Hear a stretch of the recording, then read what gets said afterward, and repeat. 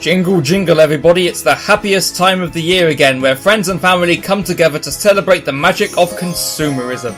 Your parents are getting trampled trying to buy the newest Xbox Play Switch thingy, Grandad's OD'd on the whiskey, and your aunt got you the riveting gift of socks and pain-inducing aftershave. Hallelujah. So in order to celebrate these festivities, we should play something Christmassy, like this game. But wait, that's not a Christmas game, I hear you screech. Well, I beg to differ. You see, look, there's a bit of the game with some snow. Snow is Christmas! And that's the story of why we're playing Monsters Inc. Scare Island today. Monsters Inc., if you ask me, is a perfectly fine film, not quite at Toy Story's level, but certainly a great film in its own right. There were a few video games made to coincide with the film's release. One just simply called Monsters Inc., which follows the events of the film, but no one really cares about that one. And this one that we'll be looking at today, Monsters Inc. Scare Island, otherwise known as Scream Team in America.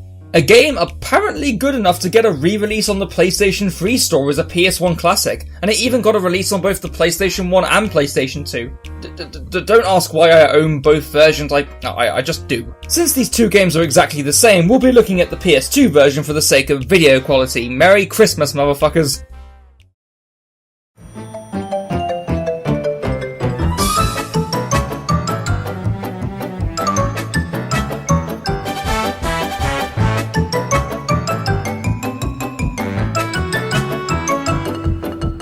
Released in 2002, developed by A2M and published by Disney Interactive and Sony, this game, rather than following the events of the film, instead acts as a prequel before the real prequel, with the most basic setup possible as it follows Mike and Sully's training for Monsters Inc. on this remote island called Scare Island. And we're greeted by two sorry voice actors trying to do their best John Goodman and Billy Crystal impressions.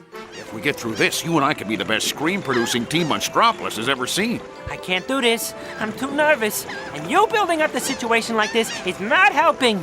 Relax, Mikey. Remember what happened on our first day of college. Holy shit, Monsters University was planned all this time, wasn't it? Please, don't remind me. Yeah, okay, but I don't want to deal with another mess like that. It took them a whole semester to rebuild the dorm. Didn't I say not to remind me? We begin the game with what I think is one of the best tutorials in any video game ever. While it may seem like a very basic setup designed to show you the base mechanics of the game, which, in the context of the game, it literally is, what makes this tutorial so perfect is fucking Roz. Yeah, you remember that droning, sarcastic slug thing from the movie? Yes, she guides you through each step of this tutorial and it's brilliant. Welcome to the monster orientation. You're doing so well. In front of you is a nerve. I doubt you'll make it, but good luck. Fantastic. The main gameplay concept revolves around scaring these child robots called nerves that come in 5 different colours. And in order to scare them, you need to collect ooze. Ooze fills up this meter on the side of the screen, and when a certain colour of the meter is filled, you are able to scare the respective colour of nerve. Scaring them is simply done by tapping the corresponding buttons on the screen while watching the monsters do the least scariest things they could do. And afterwards we get a good gander at their limp, motionless corpse. The idea of the game is to go across 12 levels spread across 3 worlds and earn a bronze, silver and gold medal in each level. The bronze medals are attained by scaring 5 nerves in the level. The silvers are obtained by finding 10 of these monster tokens, and the gold is obtained by scaring the 3 remaining nerves in the level. Each of these levels are smallish open areas, and finding nerves and other collectibles will require some platforming and basic puzzle solving to find them, since some of the nerves and tokens are locked behind certain challenges or areas that require certain abilities to reach them. And it's all made nice by some good controls. The game gives you the option of playing as both Mike and Sully in every level, and I'm not sure it's me, but I really can't see much of a difference between them.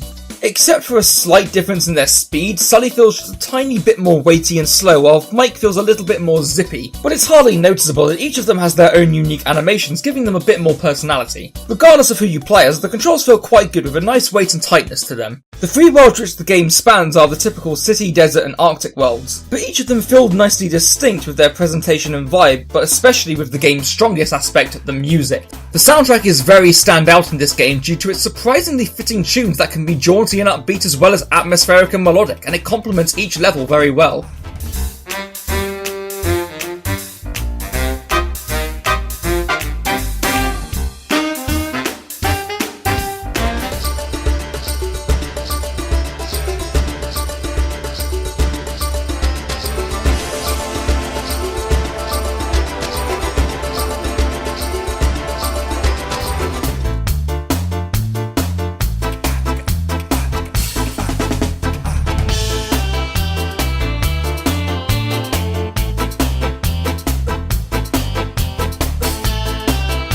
In most levels you can only obtain the bronze medals to start, since most of the tokens and other nerves are blocked off by special abilities. These trampolines, boost pads and fling shots, so once you unlock them you can return to earlier stages to collect the remaining medals. Unfortunately, all of these abilities are placed very specifically and are all very situational and, to be honest, aren't used very imaginatively. And this lack of imagination really carries itself throughout most of the game and unfortunately leaves it feeling quite tedious. While the gameplay and level design are fine, the game just doesn't really have anything gripping about it. No spark, no real charming lure if you get what I mean. And it can make going through all of these levels very dull for the most part, especially when going back for the silver and gold medals. Hell, the game doesn't even reward you for going back for the silver and gold medals at all. All the best rewards are given to you by just getting the much easier bronze medals. After getting a bronze medal in each level, you were rewarded with a cutscene from the movie, which in early 2002, when the film wasn't out on DVD or video, is a decent reward. But by far the best reward and the best part of the game are the special pursuit levels. After collecting all 4 bronze medals in a world, you unlock a special bonus level where you have to race Randall through an obstacle course while collecting a certain amount of tokens in order to win. And these levels are the ones I remember very fondly as a kid. They're fast-paced fun and use the abilities in very interesting ways. Here, the special abilities provide shortcuts in a race, but at the expense of missing a load of tokens on a more slower route, leading to more of a challenge. Do you take the faster route and lose a chance to collect a load of tokens, or vice versa, since you need to collect enough tokens and come first to win? It's just a shame that the rest of the game gives you no reason or drive to return and collect the remaining medals, since the ending to the game is pretty much unchanged. Even so, when you collect all the bronze medals, you just get a very underwhelming cutscene, and when you get all the remaining medals, you just get a slightly louder applause in the cutscene. I'm fucking serious. Oh, but you do get to see Mike get backhanded. This is what we worked for, ladies and gents. Overall, Monsters Inc. Scare Island, much like the film, is fine, and there really isn't much I can say about it. As I said, the gameplay and mechanics are decent, but the real lack of any drive or real brilliance makes it nothing particularly special. It's just really missing something that I can't quite put my finger on. But I can see why some people may be nostalgic for this game. Hell, even I feel a little bit nostalgic for it, especially in certain parts. It's just that I can't see myself coming back to it for a long while, so I feel this game deserves a 6 out of 10. Yeah, that feels about right. And so I suppose all that's left to do is for me to go and enjoy Christmas now. And I really hope you do too. Seriously, have a good one. Merry Christmas. I'm sorry this video was a little short, but you know, it's Christmas, busy times and all. And I'd like to thank anyone who has stuck with me throughout this half of the year. I started this channel in June. Yeah, I know at the time I'm making this I've got 10 subscribers, but that's fine. I've just really enjoyed doing these videos regardless if anyone watches them or not, and I'll certainly keep it up in the new year. So thank you very much for watching, happy holidays to you, and enjoy yourselves. Like and subscribe if you feel like it, and I'll see you later.